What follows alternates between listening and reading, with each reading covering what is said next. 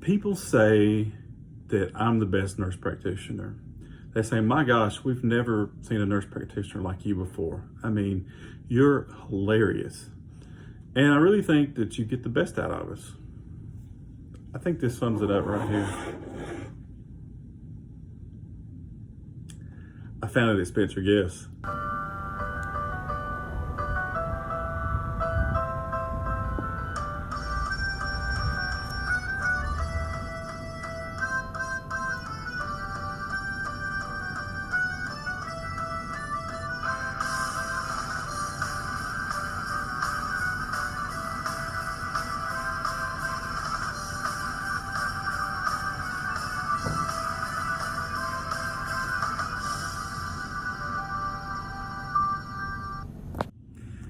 Hello, everybody at Brindley Mountain Elementary School. My name is Roger Kirk. I am a pediatric nurse practitioner, and I'm originally from Arab, Alabama, but live in Montgomery, Alabama now. I am a very, very good friend of Mrs. Holloway, and she has asked me to speak with you guys today about what coronavirus is and how we can help slow down the spread of coronavirus. So first of all, let me take this lovely thing off, this mask. And this is what I look like. Yes, I look better with the mask on than off, but it's easier for me to breathe and talk without it. So we all know coronavirus has been out and making people sick for several months. We know that it came from China, and a person in China got sick.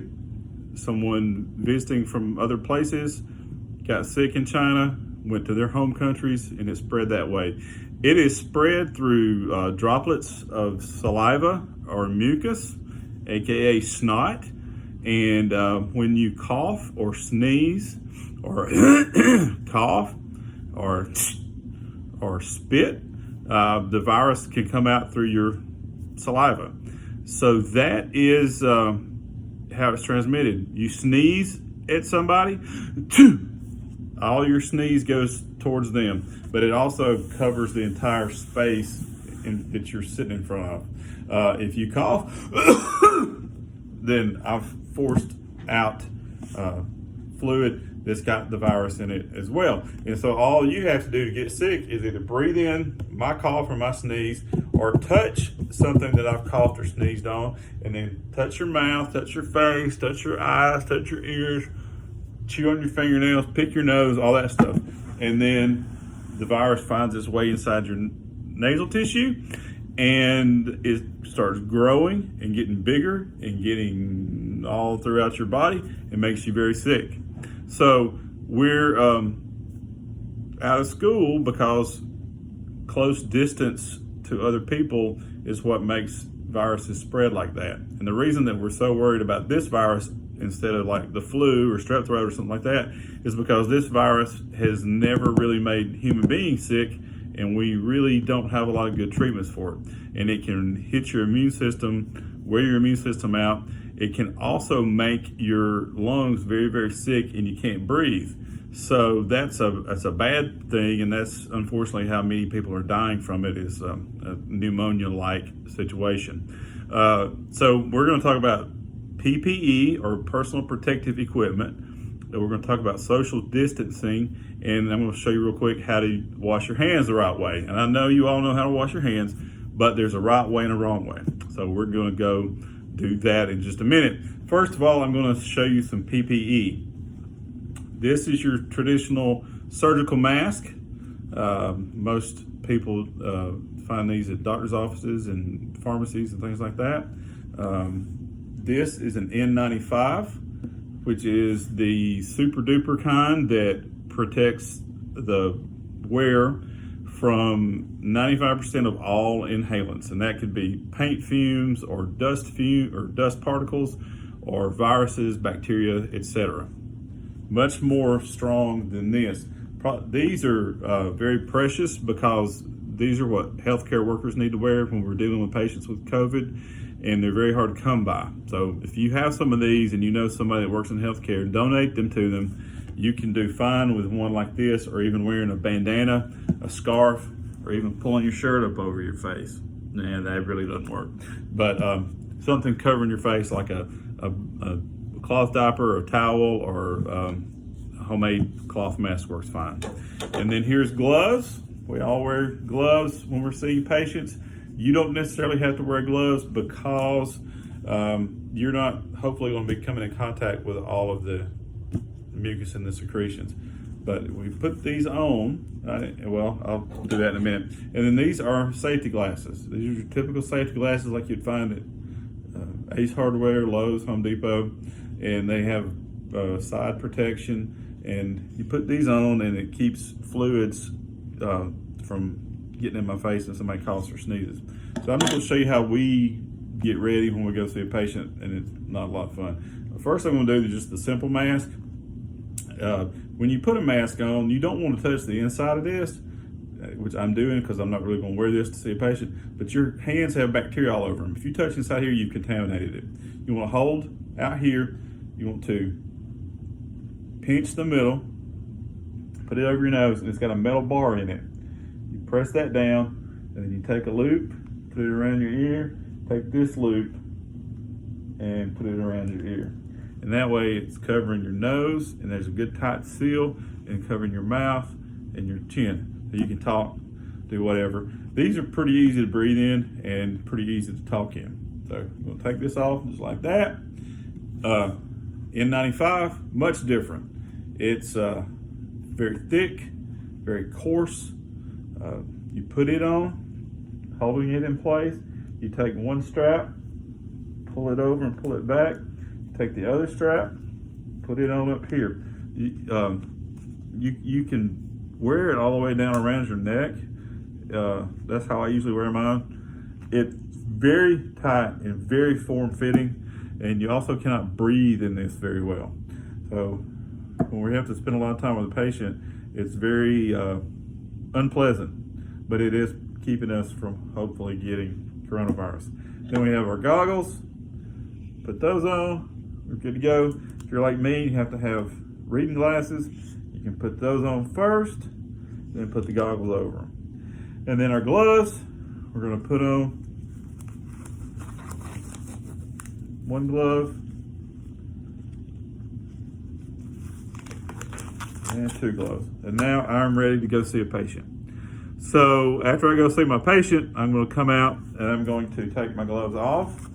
I'm gonna hold like this, and I'm going to pull down and away from me, wadding it up in my hand, and I'm going to put it inside the glove, pull down away, and I've got them wrapped up like this. I'm going to throw them away. I'm going to take that off. I'm going to take this off, holding here.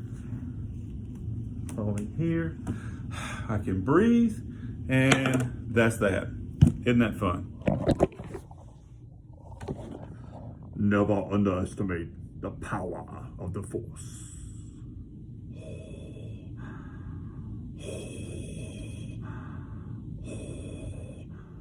1, 2, 3. Hey there. Now we're going to wash hands. There's a right way and a wrong way to wash hands. I'm going to show you the right way. First, turn your water on. I'm going to get it pretty much warm water running. But you don't want it to be so strong that you make a big mess out of it. So we're going to adjust our water. Have my hands, I'm going to hold my hands, fingers pointed down the whole time. That way water runs off and into the sink. I'm going to soak my hands up really good. And while I'm scrubbing, now ideally I'm going to have my hands down in the sink, but for the benefit of y'all seeing what's going on, I'm going to wash like this. So I'm going to wash my palms together. I'm going to wash the backs of my hands. I'm going to scrub in between my fingers. And experts say 20 seconds washing your hands vigorously is accurate. So if you want to just think of how to count that, you can count to 20 really slowly, or you can sing happy birthday to you, happy birthday to you, happy birthday my friend, happy birthday to you, or you can sing A, B, C, D, E, F, G, H, I, J, K, L, M, N, O, P, you know the rest. Anyway, so you wash for 20 seconds, they're nice and soapy. I'm going to hold my hands under the water. I'm going to let the water run down my hand from my wrist forward. And And then I'm going to run this hand under and let the water run from my wrist forward. Getting every side wet, not touching the sink, not touching my hands either. I'm going to twinkle my fingers like this, try to shake the water off, not like that. I'm going to take a paper towel, I'm going to pat one hand, throw it away, take another one, pat this hand, take the paper towel, and I'm going to turn my water off. I'm going to throw the paper away. Clean hands, warm heart. Social distancing. What is social distancing? Well, social distancing is an act proposed by epidemiologists and infectious disease doctors to help slow the spread of coronavirus. The idea is to not congregate in large groups, to not be any closer to another person that you don't already live with than 6 feet. I'm standing approximately 6 feet from the camera right now, so you can tell that it's a pretty good distance. And the reason that is because when you sneeze and cough, the droplets go towards you. And that's the best way that we found to prevent spreading coronavirus. It's not the easiest thing to do, especially when you're young and you want to play with your friends and you want to be active, you want to do things, but we really have found this is the best way to keep from reinfecting people or from infecting people in general, and it helps slow down that spread. Slow the spread, and we can return to normal faster than we have been lately. Now, to look at me on this camera and say this is 6 feet away, what's the distance 6 feet? Well, I'm almost 6 feet tall. So the distance of me lying down on the floor and someone standing at my head and somebody standing on my, well, I'll show you. This is social distancing. This is not social distancing. This is not social distancing. Okay, gang, we're just gonna wrap things up, and I just want to tell you a couple of things, and I really want you to listen to this part because this is very, very important. Back when I was a kid, there was a TV show called Mr. Rogers' Neighborhood. And Mr. Rogers was this very gentle, very kind, very sweet man. And he did all kind of cool things, like he went to a crayon factory and went and saw animals, and he had the land of make-believe. If any of y'all have ever watched Daniel Tiger's Neighborhood, Daniel Striped Tiger was a character on Mr. Rogers' Neighborhood. And he lived in the land of make-believe with X the Owl and Lady Elaine and King Friday and Queen Sarah Saturday and Prince Tuesday. All those great characters. I grew up watching that every day. Loved that show. And Mr. Rogers always encouraged children to be kind and to be kind to one another. And being kind means to be nice and to treat someone like you want to be treated. So during this time of distress, just be kind, be very kind. Be kind to your parents, be kind to your friends, be kind to your neighbors. If you have an elderly neighbor that might need plants watered or food picked up or groceries picked up or just their grass cut, something like that, that you can help do, be kind and do that. And Mr. Rogers also used to talk about helpers. He always said that when you're feeling sad or feeling lonely or feeling distressed about something, look for helpers. Helpers are people that are going to make you feel better and help you get through this time. And that's with coronavirus or with anything that you may encounter in life. If you feel like you're in a bad place or sad or upset about something, find that person that you know can help you. It may be your parents, maybe your school teacher, maybe your best friend, maybe a friend's parent, maybe a coach, maybe just a neighbor. But always find that helper and let that helper help you through a bad situation. I just want to tell you, don't panic, don't be afraid, but be aware that coronavirus is present and it is a potential problem for our whole world. But we healthcare providers are doing our best to try to limit the spread and make people well who are sick. And we hope you guys are at home and following the directions to limit contact with the outside world and to call your doctor if you get sick, and to wash your hands and keep everything clean, and be kind.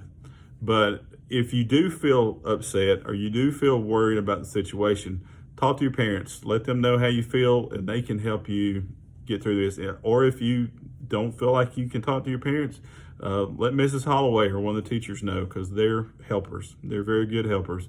But I hope you guys have a good rest of your school time. Have a good summer. We will get through this, and we'll be better off for it. We're going to learn a lot about ourselves, and I just hope that you remain calm, remain healthy, and be kind and be a helper. Thanks for your time. Wait, I got a mask on and I'm smiling. Makes no sense. Right. We're rolling. Oh. This is not social distancing. Oh, wait, it's my mask.